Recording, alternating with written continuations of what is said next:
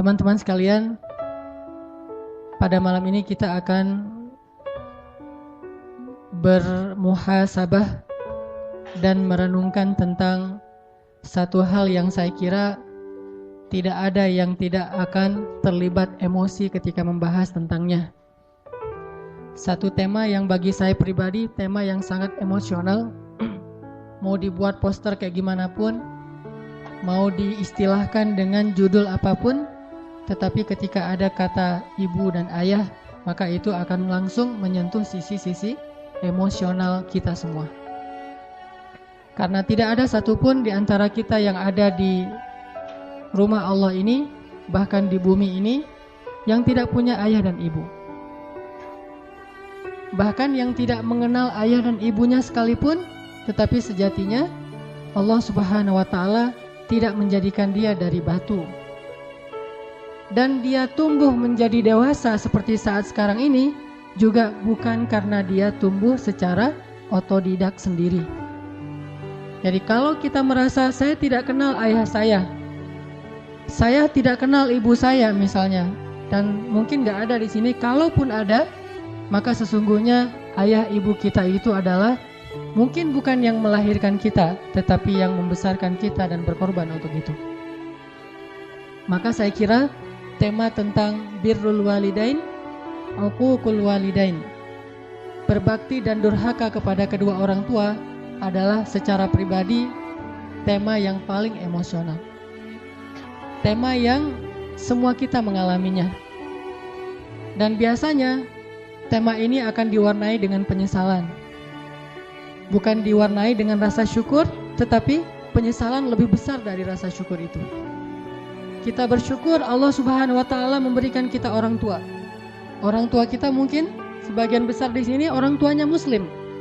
Dan sebagian besar juga orang tuanya adalah orang tua yang bertanggung jawab, yang habis-habisan buat anaknya. Tetapi ada yang lebih besar dari sekedar rasa syukur itu, yaitu penyesalan. Penyesalan karena kita belum sampai hari ini menunaikan hak orang tua kita. Atau lebih penyesalan lagi, kalau kenyataannya salah satu atau kedua orang tua kita itu telah tiada, sehingga hampir tidak punya lagi kesempatan bagi kita untuk membaktikan diri dan membalas jasa-jasa mereka. Maka teman-teman sekalian, tadi salah satu guru saya juga, adik saya juga, beliau adalah Bilal Attaqi. Itu sama-sama pakai Attaqi bukan karena keluarga, karena bahasa Instagram. Bilal Attaqi tadi alhamdulillah beliau sedang silaturahim ke saya di Bandung dari Riau, mengimami kita sholat maghrib dan membacakan ayat yang paling jelas tentang berbakti kepada kedua orang tua.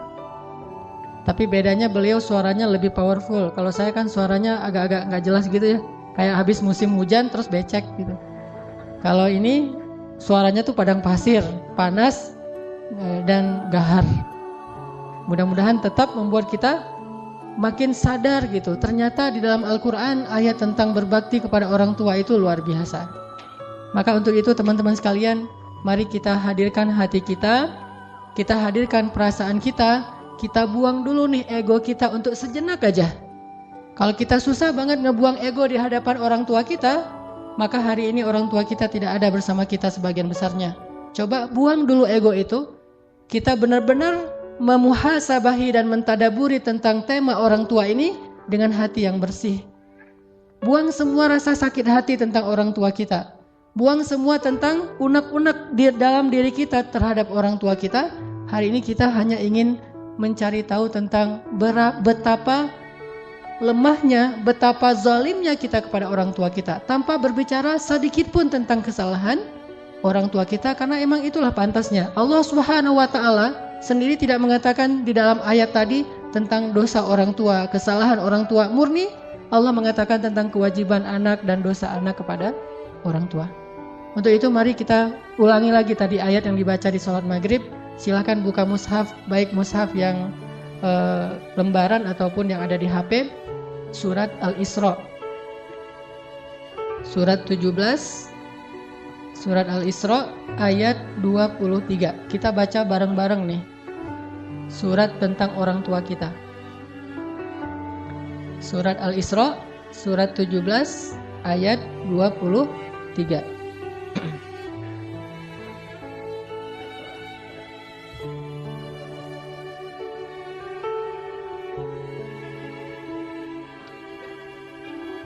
Surat Al-Isra surat 17 ayat 23. A'udzu billahi minasy syaithanir rajim. Silakan.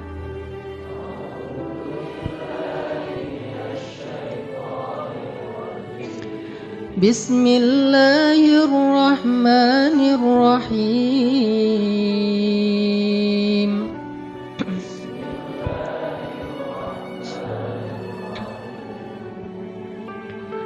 وَقَضَى رَبُّكَ أَلَّا تَعْبُدُوا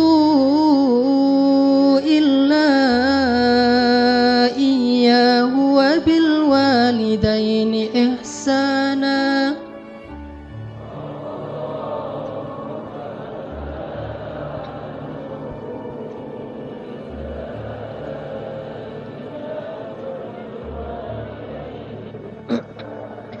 إِمَّا يَبْلُغَنَّ عِندَكَ الْكِبَرَ أَحَدُهُمَا أَوْ كِلَاهُمَا فَلَا تَقُل لَّهُمَا أُفٍّ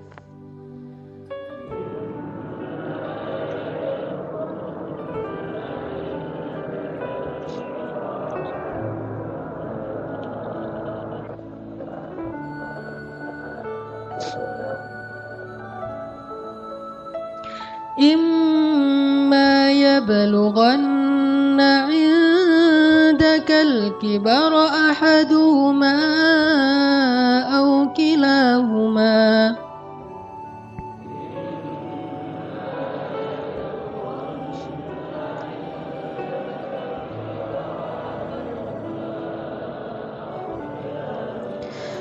فلا تقل لهما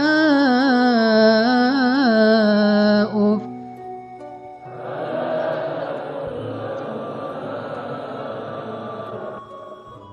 ولا تنهرهما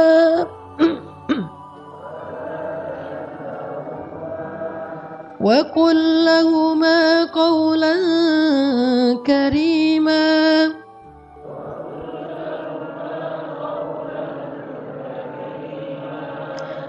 فلا تقل لهما أف ولا تنهرهما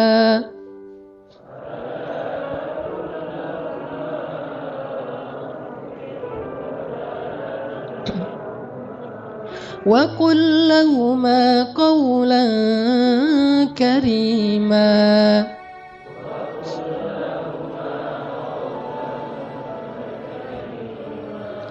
واخفض لهما جناح الذل من الرحمة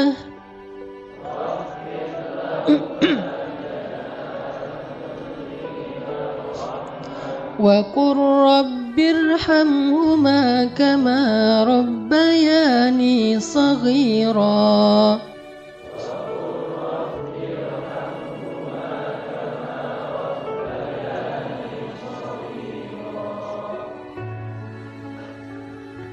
Dan Tuhanmu telah memerintahkan supaya kamu tidak menyembah selain Dia, dan hendaklah kamu berbuat baik kepada ibu bapakmu dengan sebaik-baiknya. Jika salah seorang di antara keduanya atau kedua-duanya sampai berusia lanjut dalam pemeliharaanmu, maka sekali-kali janganlah kamu mengatakan kepada keduanya perkataan uf, dan janganlah kamu membentak mereka, dan ucapkanlah kepada mereka perkataan yang mulia.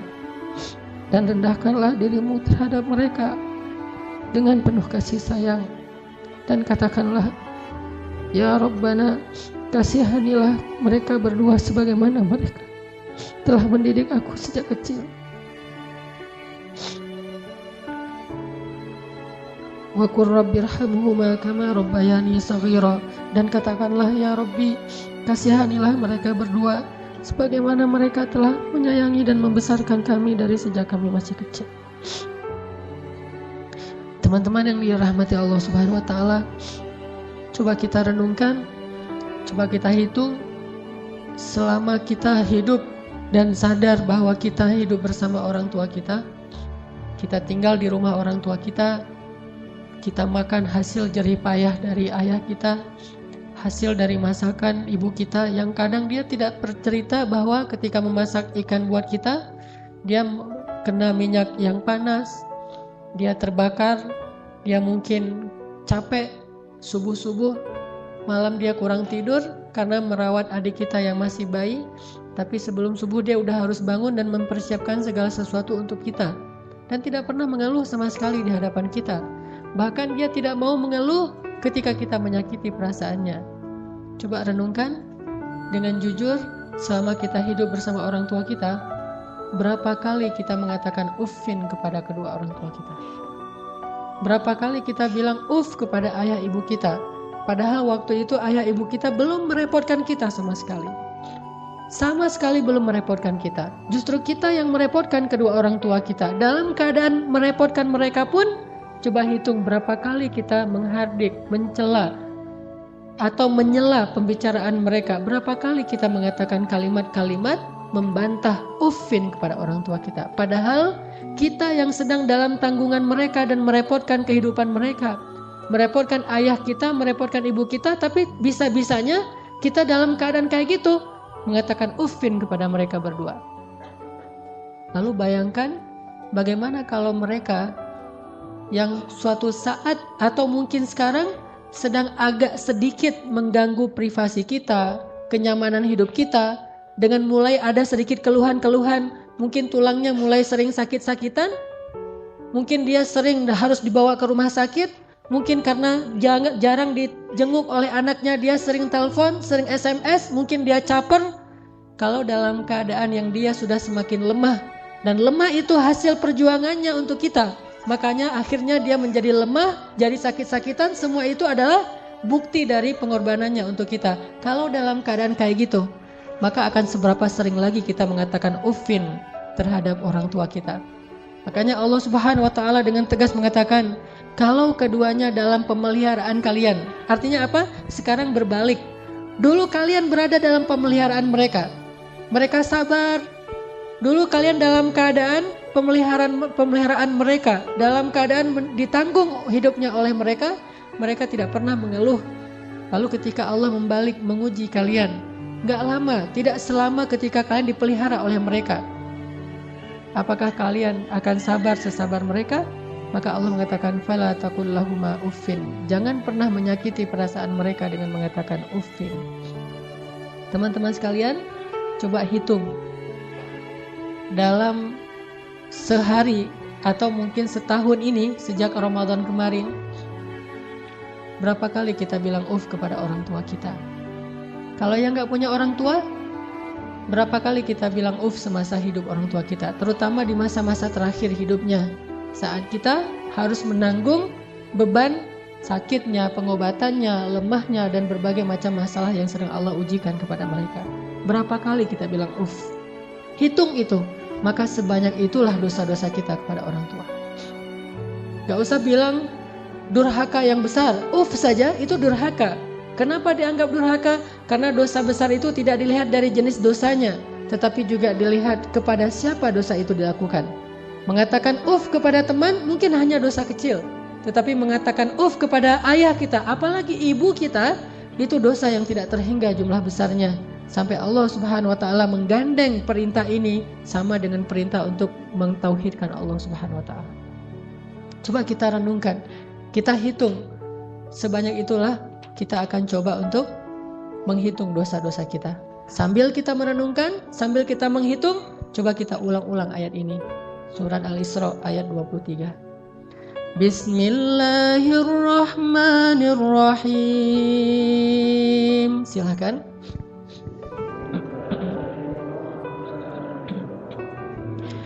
Wa qada rabbuka alla ta'budu illa iyyahu wa bil walidaini ihsana.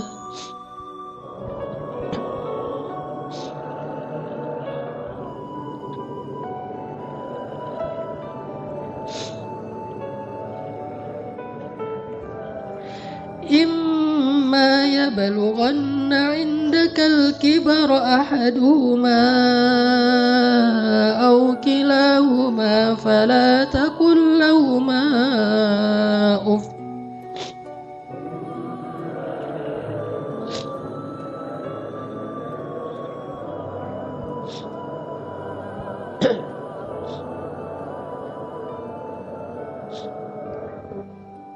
Coba ingat, seandainya orang tua kita mulai sepuh, udah tua renta, apakah pernah ada adegan dalam kehidupan kita membentak orang tua kita sampai orang tua kita merasa ketakutan kepada anaknya sendiri?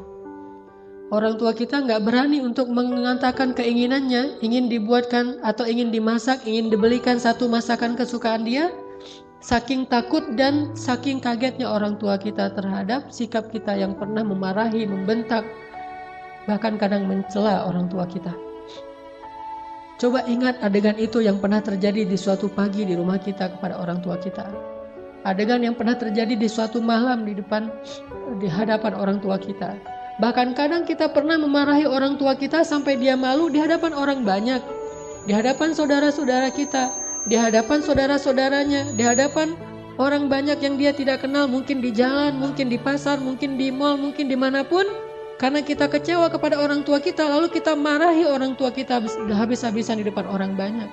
Sampai orang tua kita merasa sedih, kecewa, lalu merasa takut kepada anak yang dulu sering dia gendong, anak yang dulu dikecup keningnya. Tetapi ketika anak ini merasa sudah mampu, sudah punya segalanya dan orang tuanya dalam keadaan lemah, dengan sombong dia membentak orang tuanya, dengan sombong dia memarahi orang tuanya tanpa pernah peduli dan tidak pernah lagi ingat bagaimana dulu dia diperlakukan oleh ayah ibunya.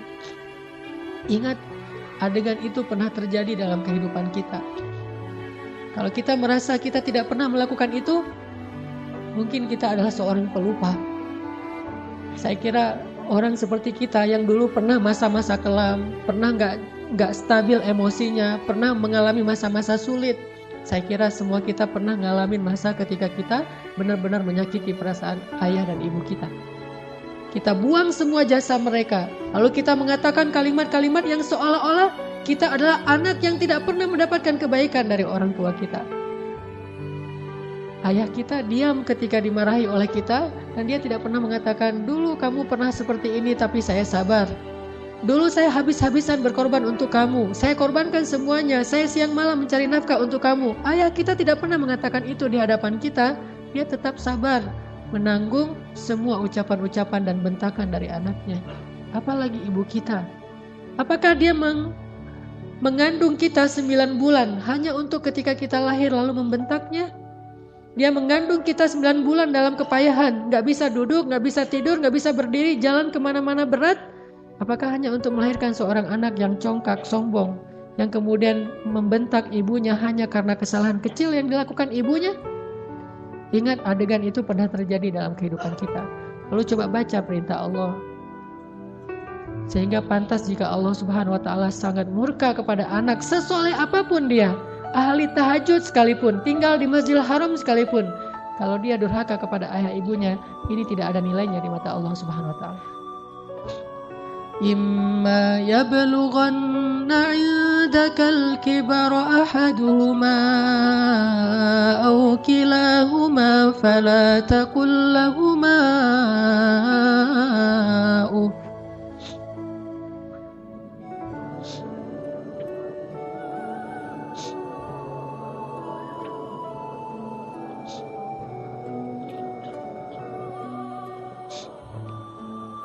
Seandainya salah satu dari mereka atau keduanya tumbuh atau hidup bersama kalian dalam tanggungan kalian, maka janganlah sekali-kali kalian mengatakan kepada keduanya kalimat-kalimat yang menyakiti. Uffin. Allah larang kita untuk mengatakan itu.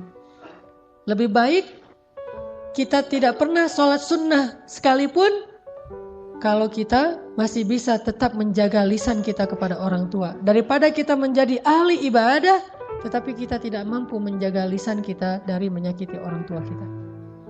Fala taqul lahuma uffin wa la tanharhuma. Silakan.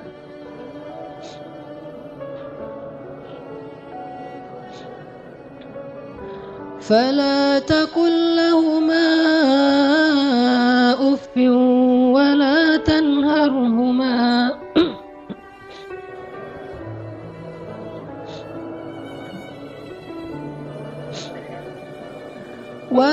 تنهرهما وقل لهما قولا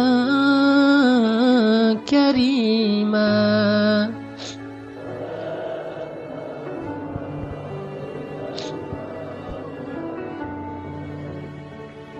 Fala taqul lahuma uffin. Kalimat uff ini adalah kalimat ketika seorang anak tidak mau mendengar ucapan nasihat dari orang tuanya. Dia berpaling, maka itu adalah kalimat uff. Dia tidak mengabaikan apa yang diucapkan oleh orang tuanya adalah kalimat uff. Orang tuanya belum selesai berbicara, dia sudah pergi, itu adalah kalimat uff. Orang tuanya memberikan usulan tetapi bagi dia itu sesuatu yang tidak penting, maka itu kalimat uff. Semua kalimat mengabaikan yang menyakiti perasaan orang tua kita adalah kalimat uff. Sedangkan wala tanharhuma adalah kalimat seorang anak yang merasa lebih benar daripada orang tuanya. Kalimat sombong, kalimat yang seorang anak merasa lebih tahu daripada orang tuanya. Atau bisa jadi orang tuanya melakukan satu kesalahan kecil, lalu anaknya melarang orang tuanya melakukan kesalahan itu. Ibu, jangan malu-maluin saya di depan umum. Ayah gak usah seperti itu. Melarang orang tuanya melakukan sesuatu yang menurut dia tidak pantas, itu termasuk wala tanharhuma. Jangan larang dia, biarkan dia melakukan apa yang dia kehendaki selama itu bukan dosa besar. Bahkan apalagi urusan-urusan sepele di rumah tangga kita, mungkin dia melakukan sesuatu yang gak berkenan bagi kita. Katakanlah misalnya dia memakai baju yang menurut kita tidak selalu pantas. Katakanlah dia beradab dengan adab yang tidak terlalu kita senangi. Jangan larang dia, tetapi ajaklah dia bicara yang baik-baik. Jangan pernah melarang dia melakukan sesuatu yang membuat dia merasa disalahkan, yang membuat dia merasa sensitif, karena semua itu masuk wala tanharhuma. Terus apa yang harus kita lakukan? Wa qul lahuma qawlan karima. Katakan kepada keduanya ucapan yang karim, ucapan yang mulia. Bagaimana ucapan yang mulia? Disertai dengan senyum dari anaknya, dengan suara yang lemah lembut, dengan tetap menjaga perasaan orang tuanya. Itulah qaulan karimah. Tapi kalau kita mengucapkan kalimat yang paling benar sekalipun, bahkan tentang perintah Allah sekalipun, kita bilang kepada orang tua kita, atau kita larang orang tua kita dari berbuat satu kesalahan. Misalnya ibu kita membicarakan tentang orang lain, dia menggibah karena dia tidak paham bahwa itu dosa. Dia menggibah, dia tidak pernah ngaji seperti kita, karena gak punya waktu sebanyak kita, dia sibuk mengurus kita. Suatu saat dia menggibah tentang saudaranya, tentang keluarga, tentang orang lain. Maka jangan larang dia dengan cara yang membuat dia merasa sakit hati, membuat dia merasa tersinggung. Walaupun dia salah dan kita yang benar, kita mengatakan kalimat yang baik, yaitu kalimat yang ibu jangan menggibah orang lain, ibu itu dosa besar dan seterusnya, yang membuat dia sedih, itu termasuk wala tanharhuma. Terus apa yang harus kita katakan? Katakan qaulan karima. Pilih kalimat yang paling baik yang bahkan belum pernah kita ucapkan semasa hidup kita. Bahkan kepada pacar kita, istri kita, suami kita, orang yang paling kita cintai pun kita belum pernah katakan kalimat sebaik itu. Katakan itu kepada orang tua. Mereka lebih berhak dapat kalimat yang terbaik dari anaknya. Siapa suami kita? Sehingga kita memilih kata-kata yang paling santun untuknya. Tapi kita tidak menyedekahkan kata-kata itu untuk orang tua kita. Siapa istri kita? Pengorbanan apa yang sudah diberikan istri kita? Dia hanya datang dalam kehidupan kita karena melihat situasi kita, melihat diri kita, melihat kepribadian kita, hasil dari perjuangan orang tua kita. Harta kita yang sudah mapan, pekerjaan kita yang sudah jelas, kemudian penampilan kita yang menarik. Semua ini hasil pengorbanan orang tua kita, lalu istri kita mengambil manfaat darinya. Siapa dia untuk kita lebih dahulukan daripada ayah ibu kita? Apalagi orang yang bukan siapa-siapa dalam kehidupan kita, tidak ada hubungan apapun selain pertemanan, yang kemudian kita menyebutnya sebagai kekasih kita. Apakah dia lebih berhak mendapatkan qaulan karimah daripada ayah ibu kita? Makanya Allah mengatakan wa qul lahuma qaulan karimah. Selalu tersenyum ketika berbicara kepada orang tua kita, bahkan dalam kondisi ketika kita tidak nyaman perasaannya, dalam kondisi kecewa sekalipun, dalam kondisi tersinggung sekalipun, kita berhak untuk tersinggung, tetapi kita tidak berhak untuk mengekspresikannya di hadapan orang tua kita. Wajar manusia tersinggung, wajar manusia kecewa, tetapi kita tidak berhak sama sekali mengekspresikan kekecewaan itu di hadapan orang tua kita. Kenapa? Allah katakan wa qul lahuma qaulan karima wa la tanharhuma. Jangan tunjukkan rasa tidak senang kalian kepada mereka. Apalagi kalau orang tua kita sudah mulai pikun. Banyak kesalahan yang dia akan lakukan. Dia datang kepada kita punya budaya di keluarga bersama istri kita dan anak-anak kita. Dia datang dan melakukan hal-hal yang tidak sesuai dengan budaya di rumah kita. Kalau ayah kita seorang laki-laki yang perokok misalnya, maka dia merokok di sembarang tempat, lalu dia tidak pakai asbak, dia buang puntung rokoknya atau mungkin debu dari rokok itu di mana-mana.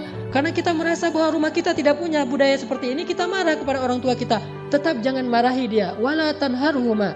Jangan cela dia, jangan marahi dia, kata Allah SWT, walaupun dia melakukan kesalahan sekalipun. Ibu kita juga demikian, mungkin dia sering tersinggung dengan menantunya, yaitu pasangan kita. Dengan suami kita, dengan istri kita, tetap walaupun ibu kita yang salah, jangan kita menghardik dia, wala tanharhuma. Tetapi kita minta istri kita, suami kita untuk lebih bersabar kepada mertuanya. Walaupun yang salah adalah mertua. Itu yang Allah maksud, wala tanharhuma. Jangan pernah. Jangan abaikan apa yang dia ucapkan.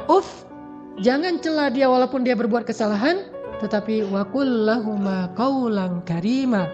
Ucapan yang paling baik yang sekali kita ucapkan membuat hati orang tua kita merasa bahagia dan senang.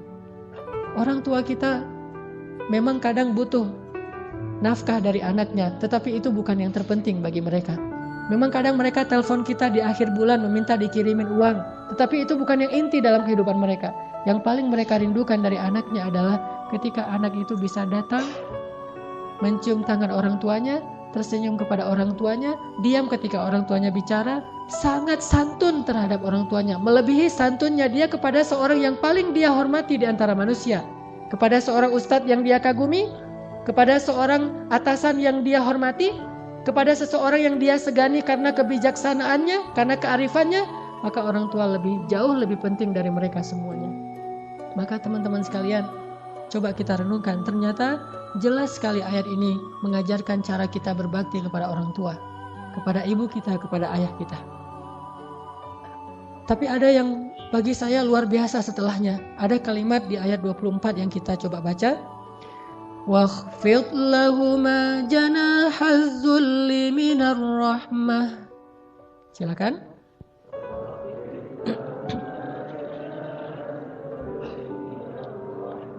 واخفض لهما جناح الذل من الرحمة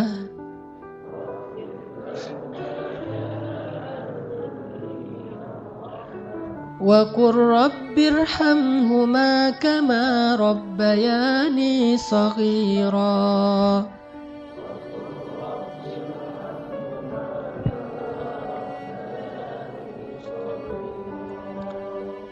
Dan rendahkanlah dirimu terhadap mereka berdua dengan penuh rasa kasih sayang. Rendahkan dirimu. Kalau dalam bahasa Arab kalimat wakhfid lahuma janahaz dzul itu adalah kalimat ketika kita merasa tidak ada apa-apanya dibandingkan mereka.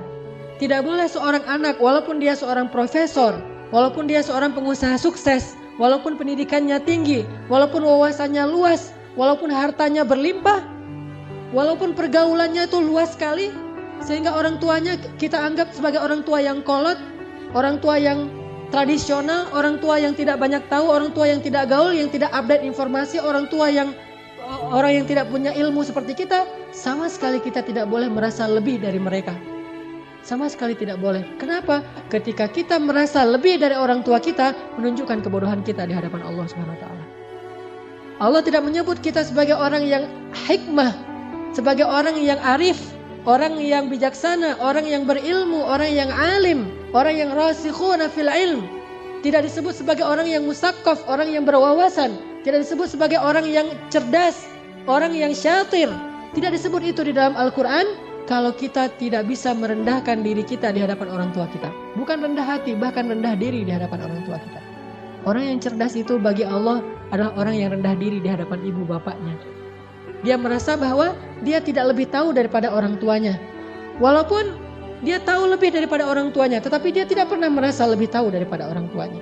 Sehingga ketika orang tuanya bicara, dia bisa menghargai semua yang diucapkan orang tuanya. Tidak mengatakan, itu nggak penting. Apa yang diucapkan orang tuanya menurut dia sesuatu yang tidak realistis. Zaman sudah berubah dan seterusnya dan seterusnya. Bahkan secara tidak sengaja, kadang kita mentertawakan ucapan orang tua kita. Kita mentertawakan kekolotan orang tua kita yang kadang-kadang tidak dia sengaja dia tunjukkan di hadapan kita dan anak-anak kita. Bahkan kadang kita mengajak pasangan kita mengajak anak-anak kita untuk semuanya mentertawakan nenek mereka, mertua mereka, ayah atau ibu kita di hadapan orang banyak. Bakti seperti apa ini? Seorang anak kepada ayahnya dan kepada ibunya. Ketika kita sama-sama bersama keluarga kita, anak kita yang udah pintar megang gadget, istri kita yang di tangannya selalu ada HP. Sementara kita juga sibuk dengan ke pekerjaan kita. Apa yang ada di tangan ibu kita? Foto anaknya, foto kita ketika kita masih kecil. Dia rindu masa-masa ketika dia bisa memeluk anaknya yang sudah lama tidak memeluknya. Tapi dalam situasi kayak gitu kita mentertawakan orang tua kita. Siapa kita? Apakah kita menjadi seperti sekarang ini tanpa pengorbanan dari mereka? Maka Allah mengatakan wakhfid lahuma janahadzulli minar rahmah. Rendahkan dirimu di hadapan orang tuamu beserta dengan kasih sayang. Rendahkan diri dengan kasih sayang. Bahkan kalau kata Nabi, ketika ada seorang laki-laki yang menawarkan diri untuk berjihad bersama Rasulullah, Rasulullah bertanya, apakah ibumu masih hidup? Dia mengatakan, ya Rasulullah, ilzam rijlaiha. Apa kalimatnya? Ilzam rijlaiha. Ilzam itu adalah terus menerus. Rijlai artinya dua kaki, ha adalah perempuan. Maka terus meneruslah kamu seolah-olah berbakti kepada ibumu dengan kalimat terus meneruslah kamu mencium kaki orang tuamu atau ibumu. Disuruh cium kaki ibu kita oleh Rasulullah, ilzam rijlaiha, karena sesungguhnya di bawah kaki ibu kita saking rendahnya surga di mata Allah dibandingkan seorang ibu. Ternyata surga itu di bawah telapak kaki ibu. Ilzam rijlaiha kata Rasul. Bukan berjihad. Bagi kamu, khusus bagi sahabat ini tidak berlaku bagi yang lain, tetapi ini pelajaran tetap sunnah Nabi. Bukan jihad yang terpenting bagi dia, karena dia belum baik kepada ibunya. Bukan berdakwah kepada banyak manusia yang terpenting bagi dia amalannya. Bukan tahajud, bukan ibadah, bukan ke masjid setiap 5 waktu dalam sehari. Tetapi amalan yang paling penting bagi laki-laki ini adalah ilzam rijlai ummika. Maka ilzamlah, tunduklah kamu dan selalulah kamu berada di kaki ibumu. Selalulah kamu berada di kaki ibumu. Gak pantas bahkan seorang anak dengan kesombongan dia duduk di atas, ibunya di bawah. Atau setidaknya dia berduduk sama rata dengan ibunya. Anak yang paling cerdas, yang paling arif, yang paling dicintai Allah itu justru dia selalu duduk di bawah kaki ibunya. Dia manja kepada ibunya, dia memijit-mijit kaki ibunya yang mungkin dulu di masa yang dia masih kecil lelah. Bukan lelah sekarang, apa sih ibu mah kerjaan dari pagi tidur aja. Mungkin sekarang dia tidak lelah karena dia sudah tidak banyak pekerjaan, tetapi dia pernah sangat-sangat lelah ketika membesarkan kita. Maka kalau dulu kita tidak pernah memijit kakinya, sekarang kita balas. Kita mijit-mijit kaki ibu kita. Kita tanya ibu-ibu mau dipijit di bagian mana, di pundak atau di kaki atau di lengan. Pasti dia akan mengatakan tidak usah. Kalaupun dia meminta, maka kita berbahagia karena ibu kita menunjukkan apa yang harus kita lakukan. Sampai seorang salafus salih, ketika ibunya meninggal, dia menangis. Orang bertanya, ya Syekh, kenapa Anda menangis? Bukankah ibu Anda ini meninggal dalam keadaan baik? Dia orang yang solehah dan seterusnya, dan semuanya juga akan kembali kepada Allah. Kenapa Anda menangis? Apa kata salafus salih ini? Saya menangis karena saya tahu bahwa mulai hari ini pintu surga itu telah tertutup untuk saya. Sejak ibu saya meninggal, berarti pintu surga itu telah tertutup untuk saya. Maka berbahagialah teman-teman sekalian yang masih punya ayah dan ibu. Apalagi ketika ayah dan ibu itu sudah semakin dalam tanda kutip merepotkan kita. Maka justru saat itulah Allah Subhanahu wa taala memberikan kita pintu surga yang sangat lapang untuk kita masuki. Bersabarlah. Bersabarlah dalam menghadapi berbagai macam perangai mereka. Walaupun mereka menyakiti perasaan kita, jangan tunjukkan itu di hadapan mereka. Wakhfid janahak. Tundukkan diri kita. Kalau perlu cium kaki orang tua kita. Terus terakhir Allah katakan, wa qur rabbir hamhuma kama rabbayani shaghira. Ya Allah, sayangilah kedua orang tua saya sebagaimana mereka membesarkan saya sejak kecil. Sayangi mereka ya Allah. Itu kalimat yang paling besar yang bisa kita ucapkan untuk orang tua kita ketika mereka tidak bersama kita. Baik mereka masih hidup atau sudah wafat sekalipun. Katakan itu selalu di dalam doa kita, baik ketika sujud atau di luar sujud, di luar sholat. Wa qur rabbirhamhuma kama rabbayani shaghira. Itulah teman-teman. Mudah-mudahan kita malam ini Allah beri hidayah untuk lebih sadar, membuang ego kita, Dan kalau perlu malam ini juga kita menelpon orang tua kita. Kalau yang dekat datangi orang tua kita. Kalau tidak ada orang tua, mertua kita, karena itu juga orang tua kita, cium kaki mereka, pijit kaki mereka, minta maaf kepada mereka, minta ampun kepada mereka. Mudah-mudahan keridhaan mereka akan menurunkan keridhaan Allah dan rahmat kepada kita. Insya Allah kita lanjutkan setelah sholat Isya. Teman-teman sekalian, marilah kita buka firman Allah di dalam surat Luqman, surat 31 ayat 14 dan 15. Surat Luqman masih tentang ayat berbakti kepada kedua orang tua yang ada di surat Luqman, surat 31 ayat 14 dan 15. Bismillahirrahmanirrahim.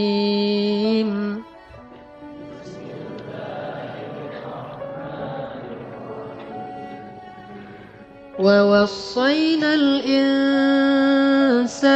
بوالديه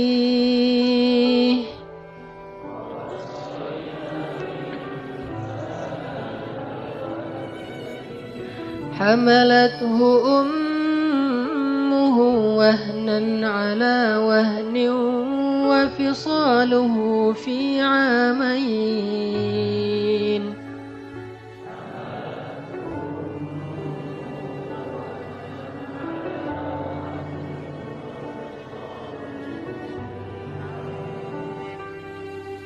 أن اشكر لي ولوالديك إلي المصير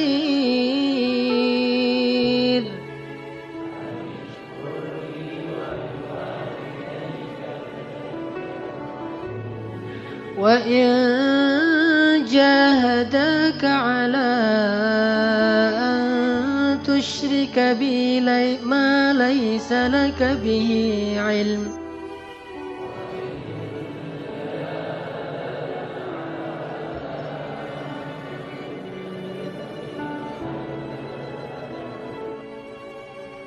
على أن تشرك بي ما ليس لك به علم فلا تطعهما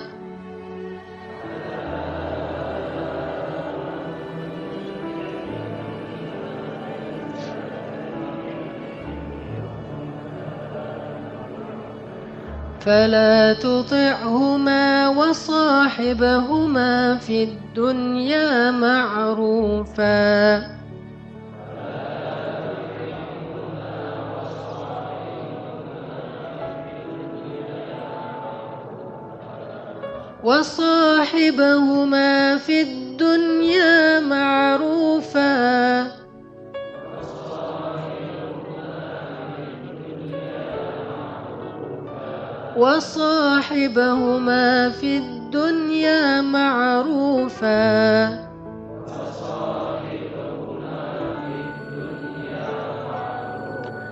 وصاحبهما في الدنيا معروفا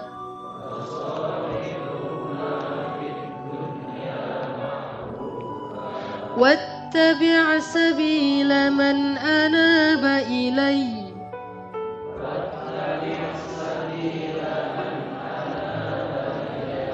ثم إلي مرجعكم فأنبئكم بما كنتم تعملون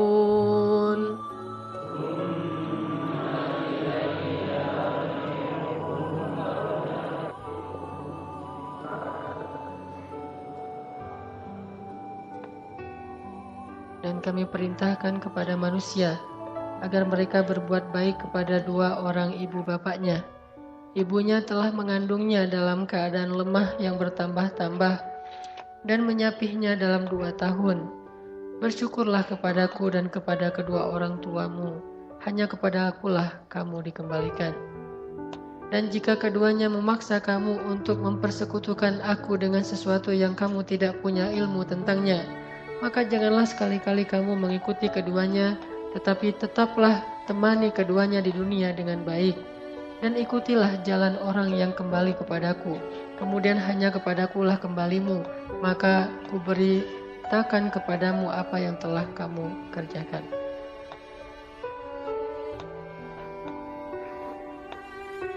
Teman-teman sekalian, di dalam ayat 14 Allah Subhanahu wa taala menyinggung sedikit sekali tentang jasa ibu kita kepada kita.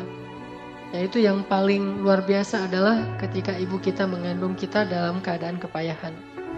Apalagi kalau misalnya yang tahu bahwa dulu orang tua kita itu susah, orang tua kita itu miskin, orang tua kita itu serba kekurangan, dan saat sedang mengandung kita, ibu kita itu dalam keadaan sangat-sangat kurang gizinya. Dia lemah karena kurang makanannya, karena kurang gizinya, kurang vitamin, tetapi tetap berusaha untuk terus bisa memberikan yang terbaik buat anaknya. Tetap berusaha untuk berikhtiar. Bahkan dia menjaga dirinya agar jangan sampai karena kesalahannya terus bisa berakibat kepada anaknya. Bisa membuat kita cacat. Kalau ibu kita nggak jaga makan, mungkin kita bisa cacat. Kalau ibu kita nggak menjaga pola hidupnya, mungkin kita nggak akan normal. Intinya orang tua kita sejak mengandung kita itu udah berkorban untuk kita, terutama ibu kita. Dan nggak lepas juga dari pengorbanan ayah kita. Udah gitu menyapih di sini mulai dari sejak menyusui sampai selesai disapi. Ini artinya bahwa Allah Subhanahu wa taala ingin mengingatkan kita sebagai anak jangan lupa kepada jasa orang tua. Dan bentuk ingatnya jasa orang tua itu adalah bentuk syukur kita kepada mereka. Apa kata Nabi? Man la yashkurun nas la yashkurullah. Siapa yang tidak bisa bersyukur kepada manusia atau berterima kasih kepada manusia, maka dia tidak bisa bersyukur kepada Allah. Jadi kalau kita ingin bersyukur kepada Allah, maka kita salah satu bentuknya adalah bersyukur kepada manusia. Dan orang yang paling berhak untuk kita syukuri nikmatnya adalah ibu dan ayah kita. Bersyukurlah kepada mereka, lalu kepada Allah Subhanahu wa taala pastinya, maka Allah Subhanahu wa taala akan menambahkan nikmat kepada kita. Arti bersyukur, setidaknya kita mengakui bahwa orang tua kita itu berjasa dalam hidup kita.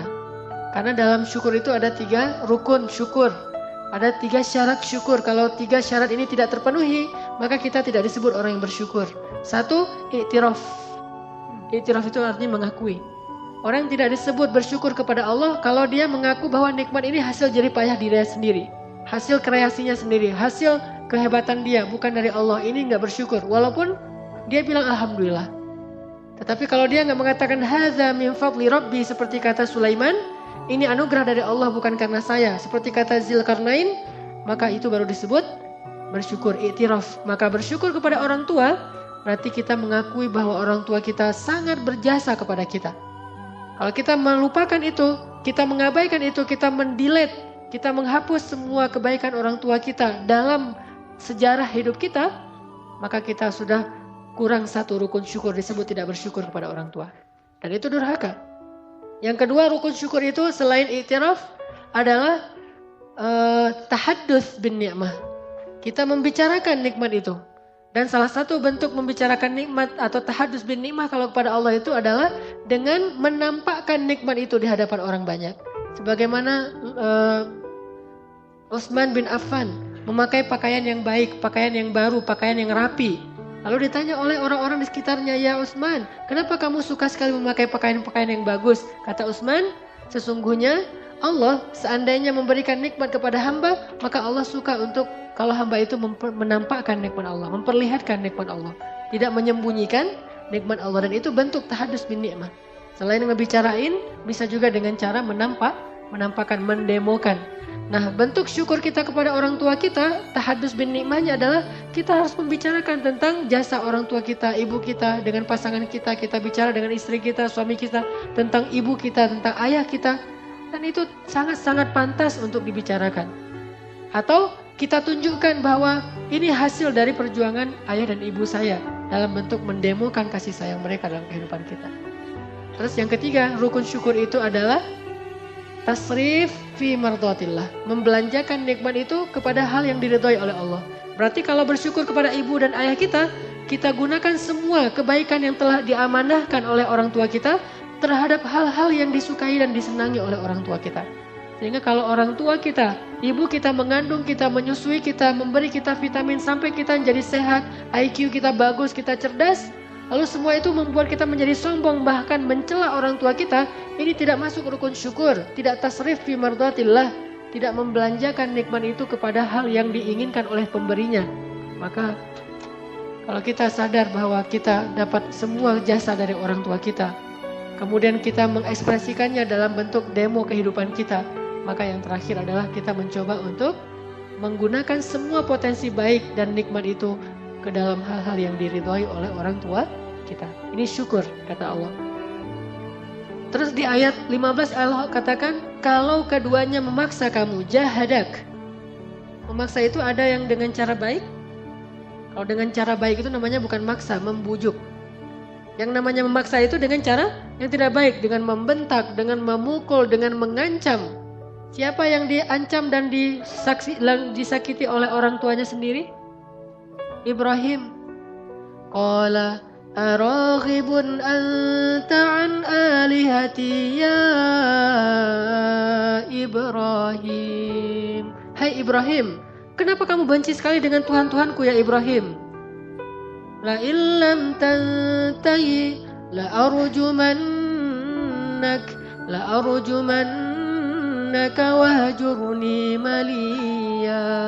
Kalau kamu gak berhenti ya Ibrahim, aku rajam kamu. Gimana dirajam? Diikat di pohon kurma, kemudian dilemparin rame-rame sama dengan batu. Ya Ibrahim, kalau kamu tidak berhenti, aku rajam kamu. Atau pergilah kamu, terusir dari negeri Irak sejauh-jauhnya. Apa kata Ibrahim? Ibrahim berkata, qala salamun alaik. Ini teladan kita, Nabi Ibrahim. Qala salamun alaik. Salam. Kalimat yang baik kepada ayahnya yang udah mengancamnya, yang udah menyiksanya, yang udah membakarnya, lalu mengusirnya.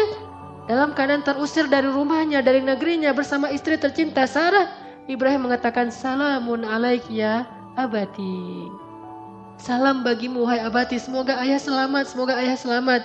Ya abati, lima ta'budu ma la yasma' wa la yubsir wa la yughni 'anka syai'a. Masih menggunakan bahasa yang karimah, bahasa yang lembut. Ya abati. Dalam bahasa Arab, memanggil ya abi itu sudah lembut, tetapi ini lebih lembut dari ya abi, yaitu ya abati.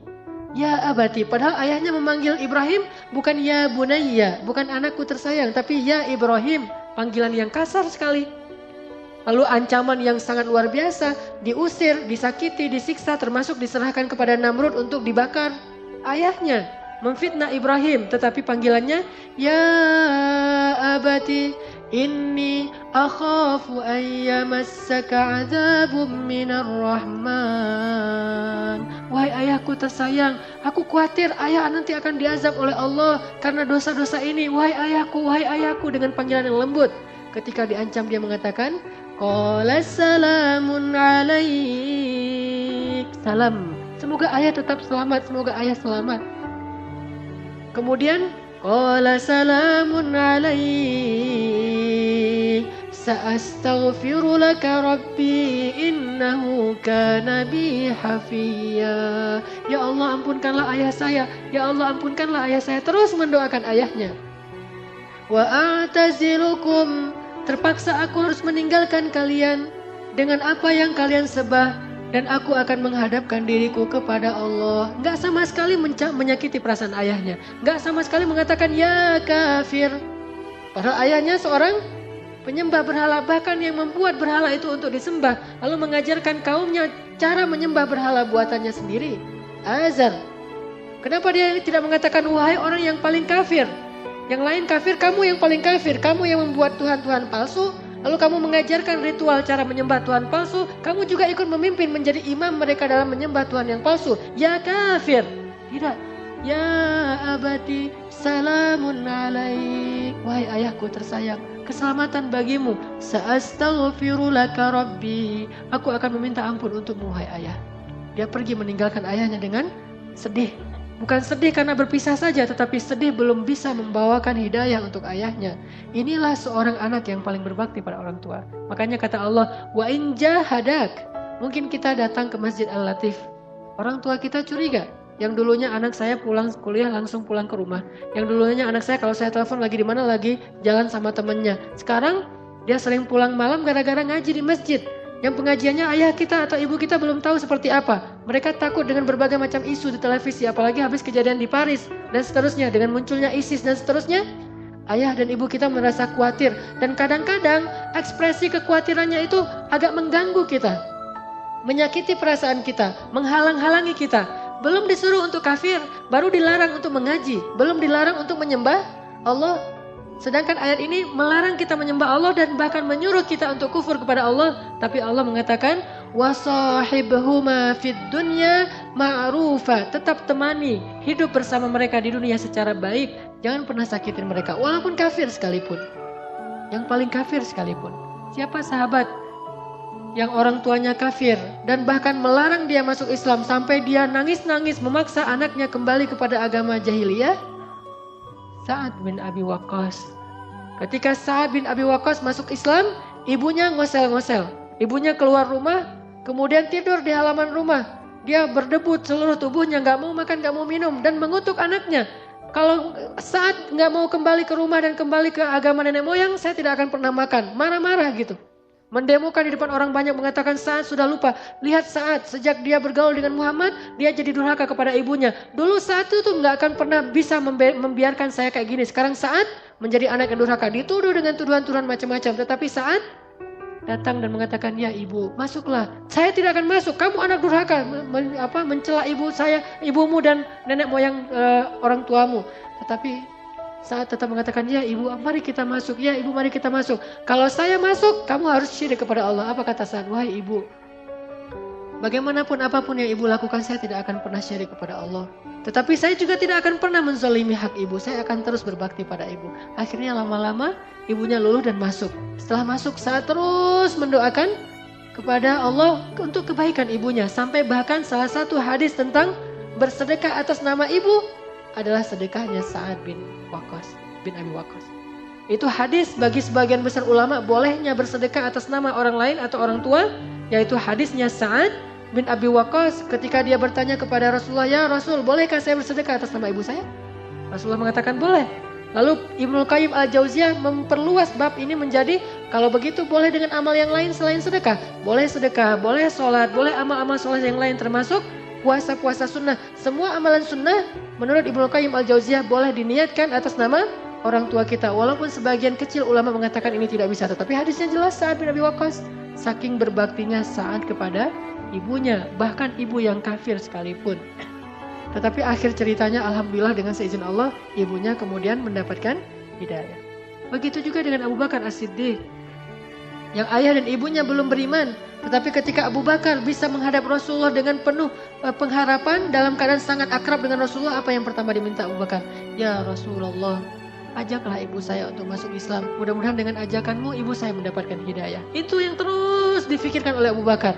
Karena bakti seorang anak yang paling besar kepada orang tuanya adalah membawa hidayah ke dalam hati orang tuanya.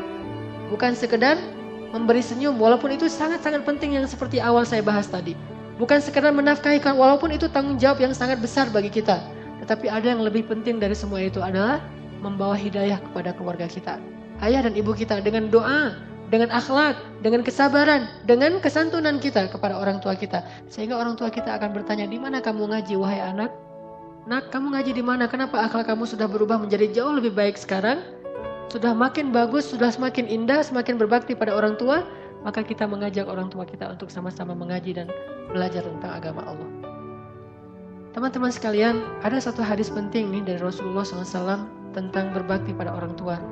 Kata Nabi, siapa yang ingin dipanjangkan umurnya dan diluaskan rezekinya, hendaklah ia berbakti kepada kedua orang tua dan menyambung silaturahim. Siapa yang ingin dipanjangkan umurnya, dilapangkan rezekinya, hendaklah berbakti kepada orang tua dan bersilaturahim. Bersilaturahim kita tahu, menyambung yang terputus. Lalu berbakti kepada orang tua. Ternyata berbakti kepada orang tua kita itu adalah syarat untuk diberikan umur yang panjang. Arti umur yang panjang, bisa umur benar-benar Allah tambah secara durasi waktu, bisa berarti umur kita yang panjang itu artinya kehidupan kita itu sangat bahagia sepanjang hidup. Tidak ada yang sia-sia. Karena orang yang pendek umur dalam bahasa Arab itu artinya orang yang hidup lama tetapi tidak ada kebaikan. Umur yang panjang, rezeki yang lapang. Sehingga kalau kita merasa bahwa pekerjaan kita mulai banyak masalah, usaha-usaha kita mulai merugi, lalu kita mencari-cari penyebab faktor ini kenapa usaha saya rugi. Mungkin karena salah di marketing, mungkin karena salah di sini. Kita evaluasi sekian banyak hal, tetapi jangan lupa yang pertama bukan itu.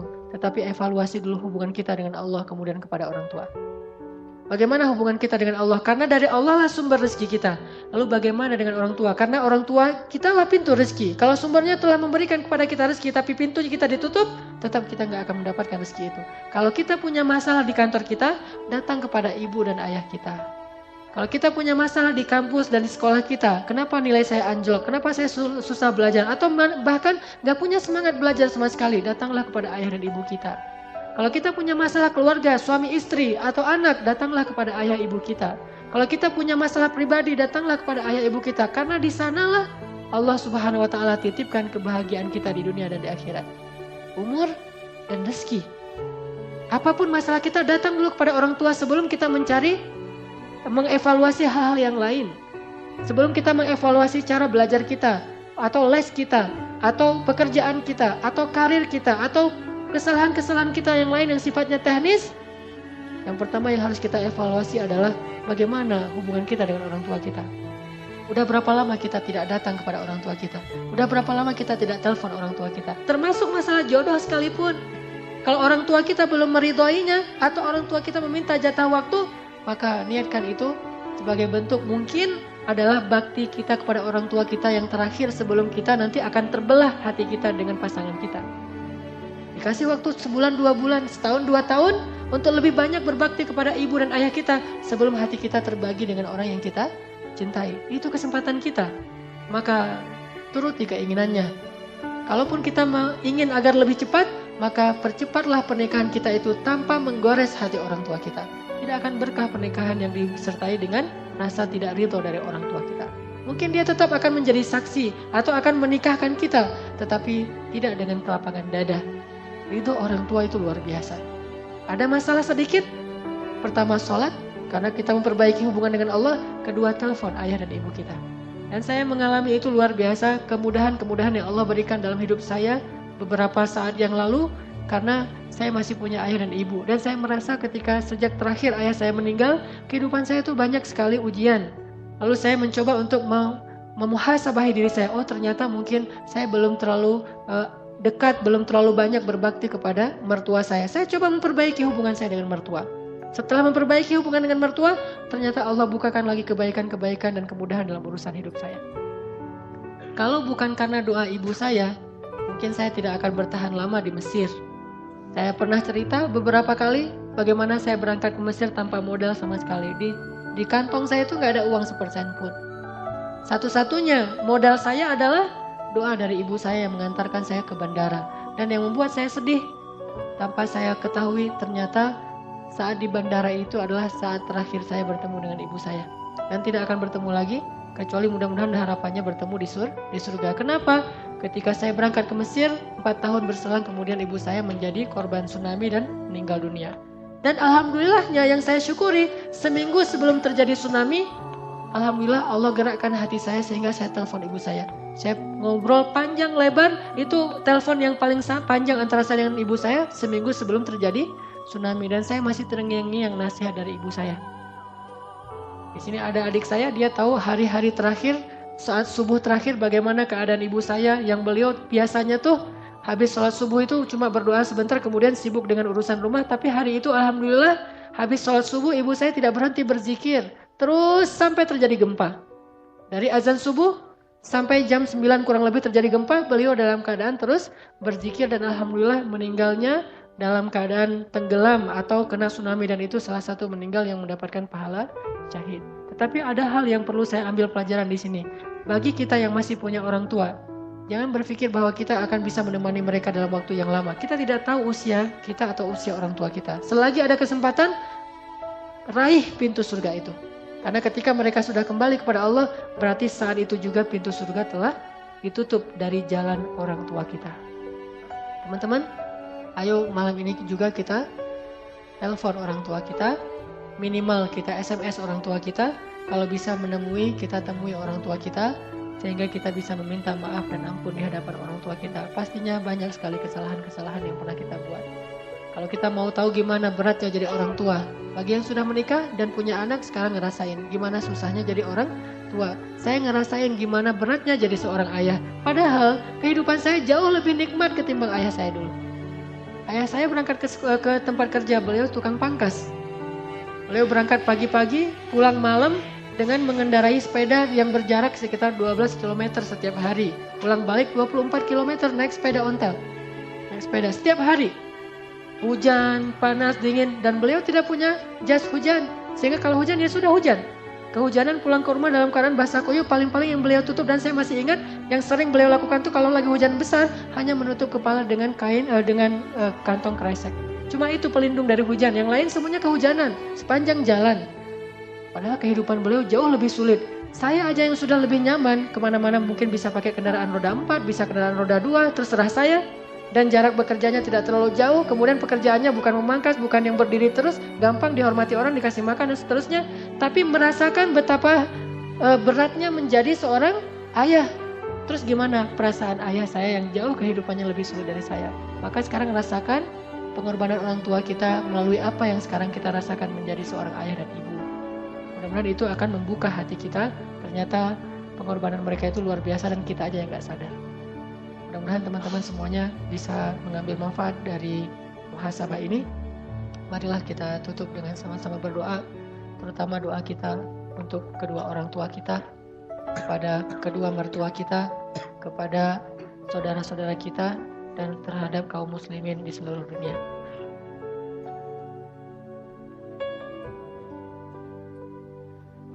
Dan juga di sini ada saudara kita yang sedang sakit orang tuanya, yaitu Bapak Haji Undang Misdan bin Sukarta, sedang dirawat di Rumah Sakit Boromeus dalam keadaan sedang sakit keras. Mudah-mudahan Allah Subhanahu wa taala meringankan, mengangkat, menyembuhkan penyakitnya, lalu memberikan pahala dengan ujian sakit ini berupa ampunan dosa dan diangkat derajatnya dan diberikan kesabaran baik bagi beliau maupun bagi keluarganya. A'udzu billahi minasy syaithanir rajim. Bismillahirrahmanirrahim. Alhamdulillahi rabbil alamin. Alhamdulillahi rabbil alamin. Hamdan yuwafi ni'amahu wa yukafi'u mazidah. Ya Rabbana lakal hamdu kama yanbaghi li jalali wajhikal karim wa 'azimi sultanik. Alhamdulillah, segala puji bagi Allah. Alhamdulillah, atas limpahan nikmat Allah. Alhamdulillah, atas nikmat hidayah. Alhamdulillah, atas nikmat iman. Alhamdulillah, atas nikmat Islam. Alhamdulillah, atas nikmat taubah. Alhamdulillah, atas nikmat hijrah. Alhamdulillah, atas nikmat Al-Quran. Alhamdulillah, atas nikmat ibadah. Alhamdulillah, atas nikmat keluarga. Alhamdulillah, atas nikmat keluarga. Alhamdulillah, atas nikmat diberikan seorang ayah. Alhamdulillah, diberikan ibu yang paling mencintai kami. Alhamdulillah, diberikan malaikat pasangan kami. Alhamdulillah, diberikan anak-anak penyejuk hati kami. Alhamdulillah, diberikan kemudahan rezeki. Alhamdulillah, dipilihkan untuk kami sebagai umat Muhammad. Alhamdulillah, Alhamdulillah, Alhamdulillahi Rabbil Alamin.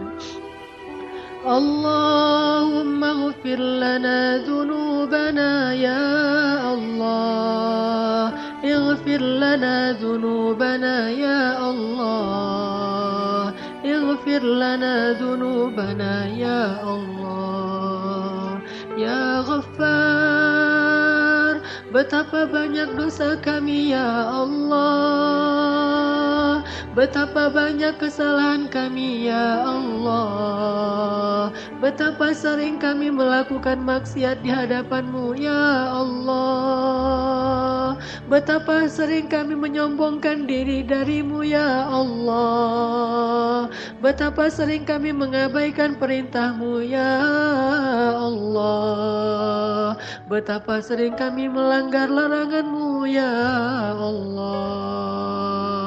Ya Ghaffar, ampunkanlah dosa kami ya Ghaffar, maafkanlah kesalahan kami ya Ghaffar, hapuslah kesalahan dan kekeliruan kami ya Ghaffar. Ya Allah, maafkanlah kedurhakaan kami kepada ibu kami ya Allah, maafkanlah kedurhakaan kami kepada ayah kami ya Allah. Sering kami menyakiti perasaan mereka ya Allah, sering kami menyakiti perasaan ayah kami ya Allah, sering kami menyakiti perasaan ibu kami ya Allah. Tapi doa-doa mereka terus mengalir dan dilantunkan untuk kebaikan kami ya Allah. Ya Allah, kami durhaka kepada ayah kami ya Allah, kami melupakan jasa mereka ya Allah, kami menuduh mereka zalim padahal mereka berkorban untuk kami ya Allah. Maafkanlah kesalahan kami kepada ibu kami ya Allah, kami pernah membentak mereka ya Allah, kami pernah mentertawakan mereka ya Allah, kami pernah membuat mereka ketakutan ya Allah, kami mengabaikan mereka ketika mereka membutuhkan kami ya Allah, kami mengabaikan mereka dan lebih memilih urusan kami daripada mereka ya Allah, kami lebih memilih urusan sekolah kami daripada mereka ya Allah, kami lebih memilih urusan pertemanan kami daripada mereka ya Allah, kami lebih memilih urusan pekerjaan kami daripada mereka ya Allah, kami lebih memilih urusan keluarga kami daripada mereka ya Allah. Ya Maafkanlah kami ya Allah. Ya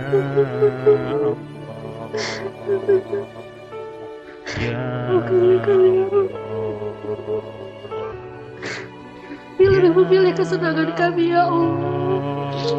Kami pura-pura sibuk padahal kami tidak terlalu sibuk ya Allah. Kami pura-pura tidak ada waktu padahal kami punya banyak waktu luang untuk hal lain ya Allah. Kami membiarkan mereka sakit sendiri dan hanya dirawat oleh seorang pembantu ya Allah. Kami hanya menelpon dari kejauhan dan tidak mendatangi mereka ketika mereka butuh kami ya Allah.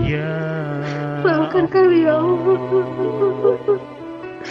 Bahkan ketika mereka wafat kami tidak datang untuk mensalati mereka ya Allah. Ketika mereka wafat kami tidak memandikan mereka ya Allah. Padahal ketika nafas terakhir mereka hembuskan hanya kami yang mereka ingat ya Allah. Ya Allah, Ya Allah,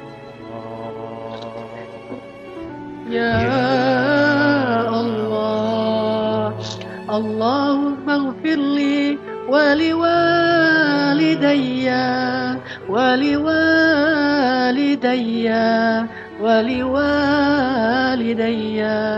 Rabbi ighfirli waliwalidayya waliwalidayya. Ya Allah, ampunkanlah dosaku dan kedua orang tuaku ya Allah, wali walidayya ya Allah, wali walidayya ya Allah. Rabbighfirli wali walidayya wali walidayya warhamhuma kama rabbayani shaghira. Mari kita ucapkan doa ini bersama-sama. Rabbighfirli wali walidayya wali walidayya. Ingat wajah ibu kita. Wali walidayya. Rabbighfirli wali walidayya. Ingat wajah ayah kita. Wali walidayya. Ingat wajah ibu kita. Wali walidayya.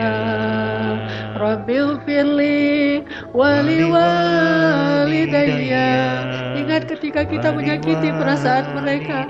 Ingat ketika kita mengucapkan kata-kata yang menghardik mereka. Ingat ketika kita mengacaukan mereka.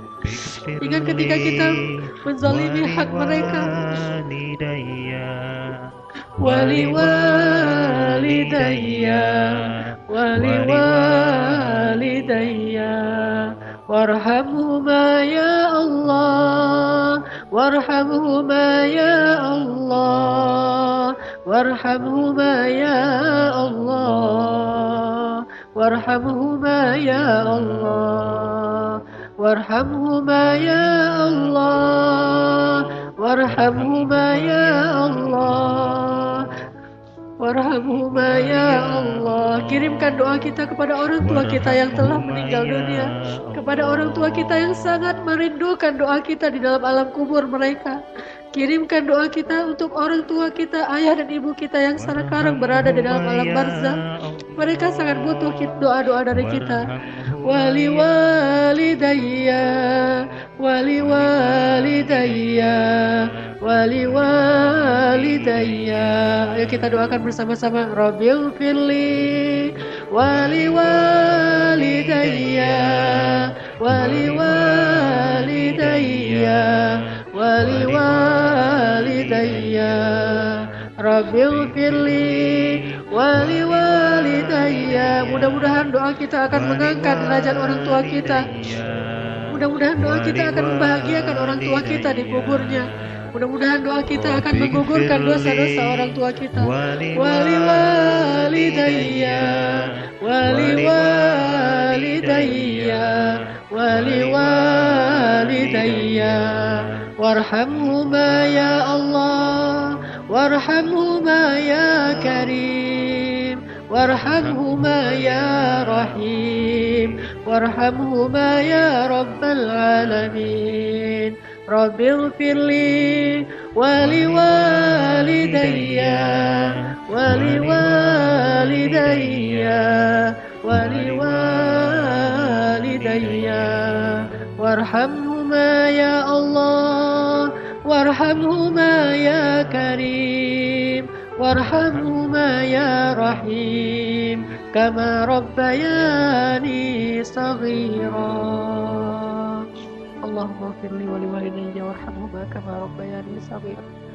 Rabbana hab lana min azwajina wa dhurriyyatina qurrata a'yun waj'alna lil muttaqina imama. Ya Allah, jadikanlah kesalahan-kesalahan kami kepada orang tua kami tidak lagi terulang kepada anak-anak kami ya Allah. Kedurhakaan kami kepada ayah ibu kami tidak lagi terulang kepada anak-anak kami ya Allah. Jangan Engkau jadikan kekasaran sifat kami kepada orang tua kami ditiru oleh anak-anak kami kepada kami ya Allah. Anugerahkanlah kepada kami anak-anak yang berbakti kepada kedua orang tuanya ya Allah. Rabbana atina fid dunya hasanah wa fil akhirati hasanah wa qina adzabannar. Subhanakallahumma wa bihamdika asyhadu an la ilaha illa anta astaghfiruka wa atubu ilaik. Assalamualaikum warahmatullahi wabarakatuh.